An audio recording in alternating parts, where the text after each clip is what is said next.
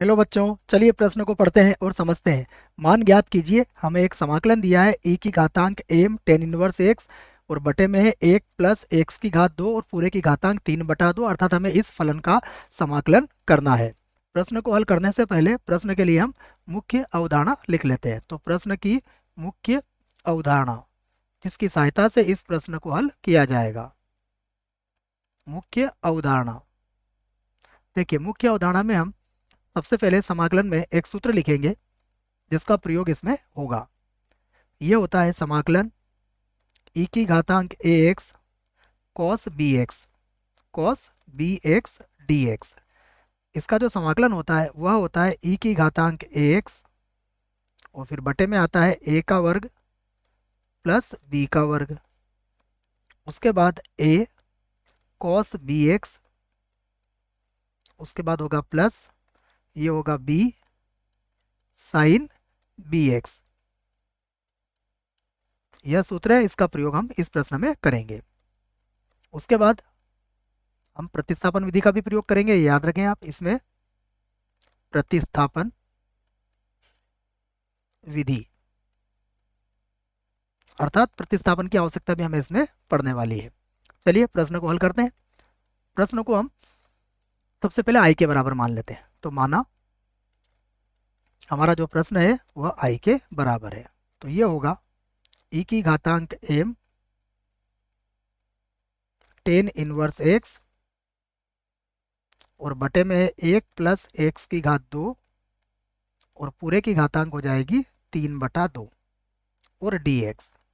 तो घातांक जो ये 3 बटा 2 है, हम इसे अलग अलग करके लिख लेंगे। मतलब इसे हम इस प्रकार भी लिख लेंगे, e की घातांक m टेन इनवर्स x और बटा 1 प्लस x की घात 2 और वर्गमूल 1 प्लस x की घात 2। तो वर्गमूल का अर्थ घातांक कितनी होती है, आधी, और ये होती है 1, तो हो गया ना 3 बटा 2, और यहाँ पर हो गया dx। इसे हम समीकरण 1 बना लेते हैं।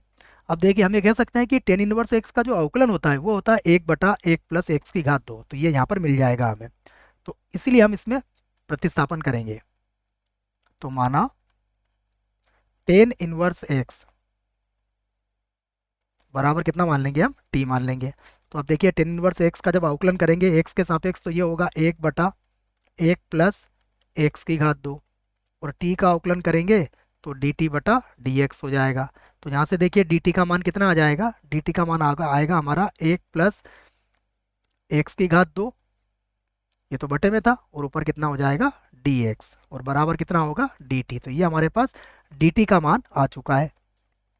अब हम रख सकते हैं इस मान को। तो अब देखिए i बराबर क्या होगा, ये तो बनेगा e की घातांक mt। उसके बाद देखिए dx बटा 1 प्लस x की घात 2, ये तो dt के बराबर हो जाएगा। लेकिन उसके बाद भी वर्गमूल में क्या है हमारे पास, वर्गमूल में है 1 प्लस x की घात 2। तो इसके लिए हमें यहाँ पर सोचना पड़ेगा इस बात को कि हम x का मान कैसे निकालें। तो देखो यदि टेन इनवर्स x बराबर हमारा t होता है, तो इस आधार पर हम ये कहते हैं कि x बराबर कितना होगा, x बराबर होगा टेन टी। तो हम x का मान रख देंगे यहाँ पर 1 प्लस टेन स्क्वायर टी। तो वर्गमूल के अंदर क्या बन जाएगा, 1 प्लस टेन स्क्वायर, ये टी हो जाएगा, और डी टी अपनी जगह पर ही है। अब हमें यह भी पता है 1 प्लस टेन स्क्वायर किसके बराबर होता है, सेक स्क्वायर के बराबर। ये हमें पता है 1 प्लस टेन स्क्वायर थीटा बराबर क्या होता है, सेक स्क्वायर थीटा। तो रख देंगे इस बात को यहाँ पर। तो अब आई बराबर होगा समाकलन ई की घातांक एम टी, उसके बाद है डी टी, और पूरे के बटे में देखिए वर्गमूल के अंदर क्या आ जाएगा, यह आ जाएगा सेक स्क्वायर टी। तो इसका वर्गमूल क्या होगा, सेक टी। तो यहाँ पर हम सेक टी को लिख लेंगे, और ऊपर जाएगा सेक टी तो क्या बन जाएगा, कॉस टी। तो हम इसको कुछ इस प्रकार लिख सकते हैं, ये होगा ई की घातांक एम टी बटे में कितना होगा, सेक टी, और ये होगा डी टी। अब जैसे ही सेक टी को हम ऊपर ले जाएंगे, हमें पता है सेक टी का जो व्युत्क्रम होता है वो कॉस होता है, तो हम आई बराबर क्या लिख लेंगे। तो अब हमारा आई बराबर हो जाएगा ई की घातांक एम टी और उसके बाद होगा cos t, और ये बन गया dt। अब देखिए एक सूत्र है जो मैंने आपको मुख्य उदाहरण में लिखवाया, उस सूत्र को मैं एक बार और आपके लिए लिख देता हूं। देखो सूत्र कौन सा लगाएंगे हम यहाँ पर, हम लगाएंगे e की घातांक ax cos bx। इसका जो समाकलन होता है वह कितना होता है, e की घातांक ax बटे में a का वर्ग प्लस b का वर्ग, और उसके बाद होगा a cos bx और प्लस का b sin bx। यह सूत्र आपको लिखवा दिया है, इसको मैंने एक बार और लिख दिया है, इसको आप लिख लीजिए। तो इस सूत्र के हिसाब से देखिए i बराबर क्या होगा, i बराबर होगा सबसे पहले e की घातांक ax अर्थात e की घातांक mt, ये तो वैसे ही रह जाएगा। फिर देखेंगे तो a का मान कितना है हमारे पास, a का मान है m, तो ये m का वर्ग हो जाएगा, और प्लस b का मान कितना है 1, तो ये 1 का वर्ग हो जाएगा। उसके बाद फिर a का मान कितना है, a का मान है m, तो यहाँ पर m लिख लेंगे हम। उसके बाद cos, देखिए b का मान 1 है तो ये cos t रह जाएगा। उसके बाद प्लस फिर b का मान कितना है 1, और ये sin, b का मान 1 है तो ये sin t हो जाएगा। और प्लस कितना है, प्लस होगा c, क्योंकि समाकलन हमारा हो चुका है। तो अब इसे जमा लेते हैं और t का मान भी रख देते हैं।